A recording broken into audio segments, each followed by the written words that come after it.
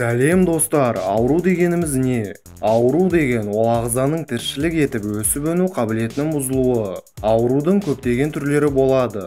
Бірақ олардың барлығы ауру процесі кезінде ағзаның сыртқы және ішкі құрылысы мен функциясын бұзады. Десе де кейбір сирек кездесетін аурулар адам ағзасына тек жаман өзгерістерді емес, сонымен қатар супер қабілеттерді сыйлайды. Сізбен бірге Пазл каналы. Бүгін қабілеті зор аурулар жайлы айтатын боламыз.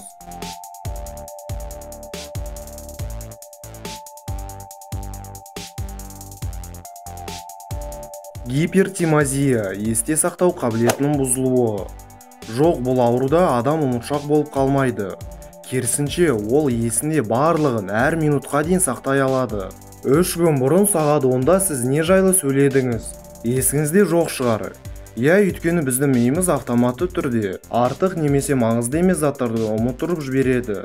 Ал гипертимазия ауруына шалдыққан адам бірнеше күн бұрын тұрсын, 10 шақты жылдар бұрын болған күндерін толықтай айтып бере алады. Олардың естерінде барлық болған заттары мен оқиғалары 1 минут бұрын болғандай қалып отырады. Бірнеше жыл бұрын өткен әр күнін не жайлы сөйлесті, теледидарда не көрді, тіпті сол күні оқылған кітаптары толықтай есте қалып отырады.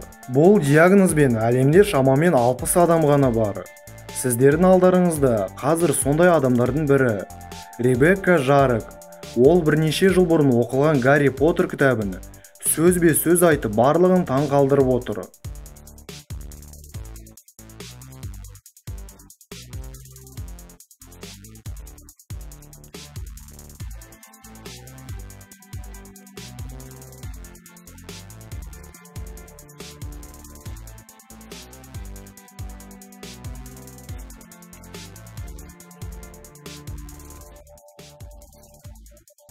Саванта синдромы. Дамуында ақауы бар адамдарда аутизм немесе Аспергер ауру кезінде сирек пайда болатын ерекше қабілет.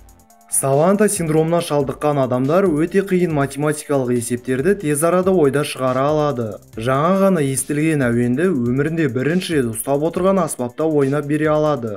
Сонымен қатар жаңа тілдерді оңайлықпен меңгеріп, есте сақтау және сурет салу қабілеттері өте жоғары деңгейде болады. Бұл Стивен Уилчер атты аутизммен ауыратын адам. Ол кез келген қаланың үстінен ұшып өтіп, оның тура бейнесін салып бере алады. Бір қызығы үйлердің орналасуы, олардың саны, көшелердің барлығы суретке түсіргенде болып шығады. Қарапайым адамға терезедегі көрінісін салу қиындық тудыратын сияқты. Ал бүкіл қала жайлы тура суреттегідей салуды айтпай-ақ қойсам болатын шығар. Егер бізге осы заттар мүмкін емес болып көрінсе, өкінішке орай бұл ауруға шалдыққан адамдарға біз күнделікті істейтін еш қиындығы жоқ заттар тура сондай қиын болып көрінеді. Кез келген адам бір нәрседен болсын қорқады. Жәндіктерден, биіктіктен, қорқыныш тудыратын фильмдерден болсын, әр адамда түрлі өз қорқыныштары болады. Ал урбахавиты ауруында адамда қорқу деген сезім жоғалады. Урбахавиты қорқыныштың болмауына әкелетін сирек кездесетін генетикалық ауру.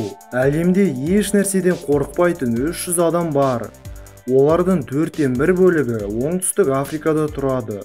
Бұл ерекше ауруға шалдыққан адамдарды тексеріс барысында 30-дан артық түрлі заттармен шошытпақшы болатын. Бірақ біреуі де қорқыныш реакциясын тудырмады.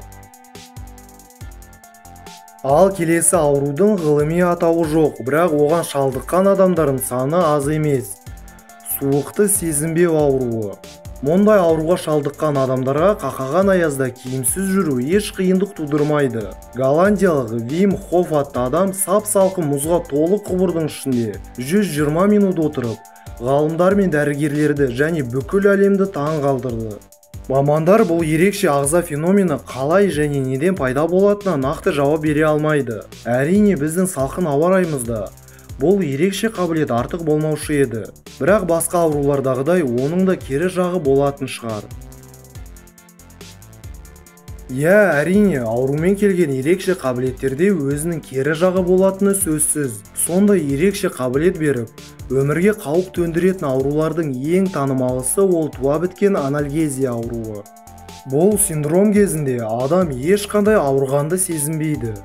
кішігірім саусақты кесіп алуынан бастап, бас ауру, жарақат, күйіп қалу, дене мүшесін сындырып алу, кез келген соққы, тіпті денесін жыртып тесіп өтсе де, бұл адамдар түк сезбейді.